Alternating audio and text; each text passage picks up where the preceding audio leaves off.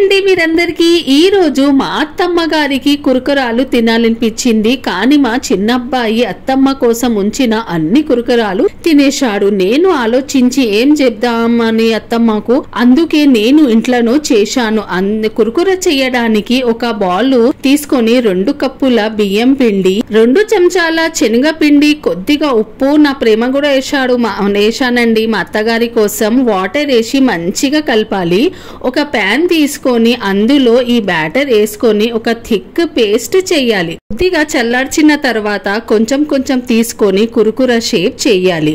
ఒక కడాయి తీసుకొని నూనె వేసి ఫ్రై చేసుకుందాం. మన కురుకురే రెడీ. కొద్దిగా స్పైసీలు వేసి మా అత్తగారికి ఇచ్చాను. మా అత్తగారి కూడా హ్యాపీ. ఎప్పుడు రక్త సంబంధాలే అవసరం కాదు, కొంచెం శ్రద్ధ, కొంచెం ప్రేమ చాలు, ఒక బంధం పెరుగుతుంది.